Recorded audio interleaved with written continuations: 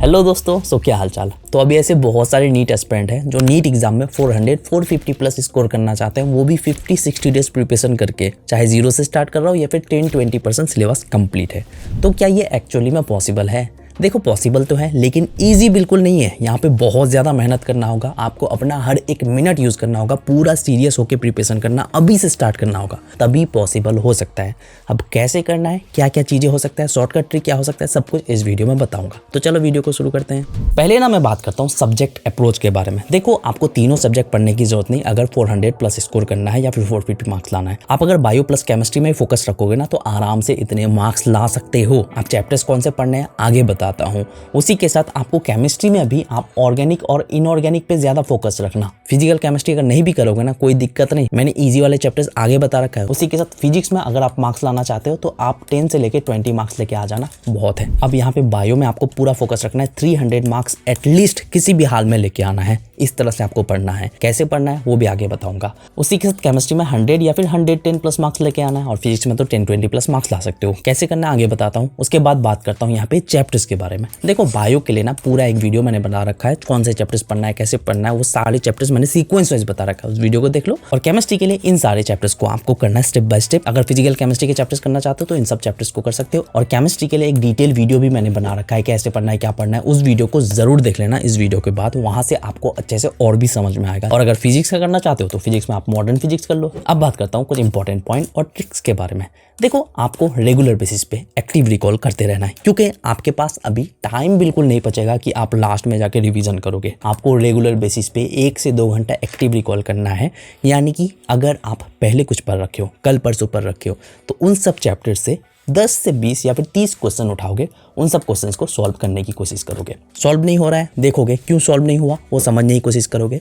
फिर उसी क्वेश्चन से रिलेटेड टॉपिक को दोबारा से रिवाइज कर लोगे। और रिवीजन आप शॉर्ट नोट्स के थ्रू भी कर सकते हो, लॉन्ग नोट्स के भी थ्रू कर सकते हो। इससे क्या हो रहा है कि आप जो पहले पढ़ चुके हो उससे रिलेटेड क्वेश्चन प्रैक्टिस भी हो रहा है और आप दोबारा से रिवीजन भी कर रहे हो, रिकॉल भी हो रहा है। अगर आप क्वेश्चन सॉल्व कर पा रहे हो दैट मीन वो चैप्टर तुम भूले ही नहीं हो, चैप्टर अच्छे से क्लियर हो गया है। दूसरी चीज, यहाँ पे आपको PYQs का बेस्ट यूज करना है। सबसे पहले तो जो मैंने चैप्टर्स बताया उन सब चैप्टर्स को करना है, उसके अलावा कोई और चैप्टर्स नहीं करना है। लेकिन फिर भी अगर कुछ इंपॉर्टेंट क्वेश्चन करना चाहो तो आप कर सकते हो। बहुत सारे वीडियोस आपको यूट्यूब में मिल जाएगा, उन सब क्वेश्चंस को भी आप एक एक बार सॉल्व करके जा सकते हो। PYQs में आपको क्या करना है, एक तो तुमको लास्ट 15 to 20 ईयर्स का PYQs उठा लेना है। PYQs आप जब भी सॉल्व करो, कोई क्वेश्चन अगर रिपीट हुआ है तो उन सब क्वेश्चंस को लिख लेना कॉपी में। उन सब क्वेश्चन से रिलेटेड टॉपिक को अच्छे से आपको पूरा माइंड में बिठा लेना है कि कोई भी क्वेश्चन आए तो तुम सॉल्व कर पाओ, क्योंकि वो सब टॉपिक इंपॉर्टेंट है। क्वेश्चन अगर सॉल्व नहीं हो रहा है, नो प्रॉब्लम, क्वेश्चन का सॉल्यूशन देखो, समझो, और उसके बाद उससे रिलेटेड आप सिमिलर टाइप के क्वेश्चन प्रैक्टिस करो। इससे क्या होगा कि तुमने क्वेश्चन का सॉल्यूशन भी देख लिया, समझ में आ गया, और सिमिलर टाइप के अगर क्वेश्चन प्रैक्टिस कर पा रहे हो मतलब एग्जाम में आएगा, सॉल्व कर पाओगे। नोट्स तुमको टेलीग्राम चैनल पे बहुत सारे मिल जाएंगे, वहां से नोट्स जुगाड़ कर लो, नोट्स पढ़ के देखो, स्टडी करके समझ में आ रहा है, ठीक है। कोई पॉइंट अगर समझ नहीं आ रहा है उसको आप अपने अकॉर्डिंग एक्सप्लेन कर सकते हो।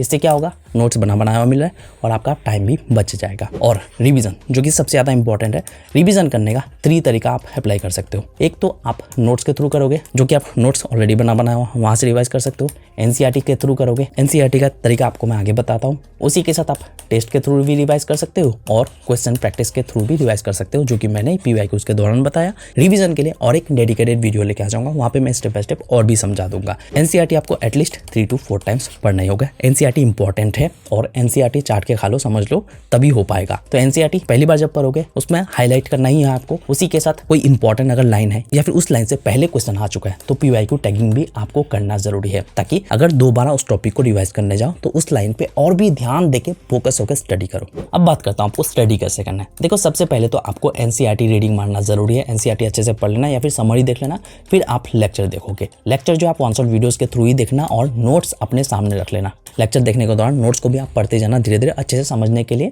ये सब करने के बाद आप कुछ क्वेश्चंस देख सकते हो, सॉल्व एग्जांपल्स, फिर आप क्वेश्चन प्रैक्टिस करोगे। क्वेश्चन प्रैक्टिस जो है आपको 100 से लेकर 150 प्लस क्वेश्चन प्रैक्टिस करना है, क्वालिटी क्वेश्चंस होना चाहिए। और उसके बाद जो है आप NCERT दोबारा अच्छे से रीडिंग मारोगे। देखो, NCERT जब भी पढ़ोगे NCERT में आपको PYQ टैगिंग भी करना जरूरी है। फिर NCERT पढ़ने के बाद आप जो है PYQs करोगे। PYQs अच्छे से आपको सॉल्व करना है, सॉल्व नहीं हो रहा है कैसे करना है, क्या करना है, वो मैं आपको पहले ही बता चुका हूँ। फिर आप जो है दोबारा से रिवीजन करोगे, इस बार आप शॉर्ट नोट्स के थ्रू रिवाइज करोगे।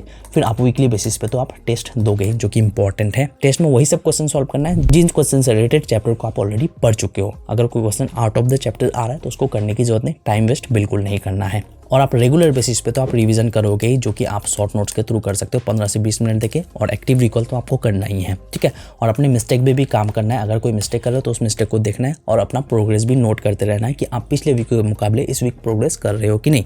डे बाय डे आपको खुद को इंप्रूव करते रहना है और डेली प्लान सेट करके आपको जो स्टडी करना है, डेली वीकली प्लान जरूर सेट कर लेना, ठीक है। तो कुछ इस तरह से तुम अभी पढ़ सकते हो। तो नीट से रिलेटेड बहुत सारे वीडियोस मैंने बना रखा है, लिंक आपको डिस्क्रिप्शन में मिल जाएगा। तो बस मुझे आपको यही बतानी थी, मिलता है नेक्स्ट वीडियो के साथ। Thank you.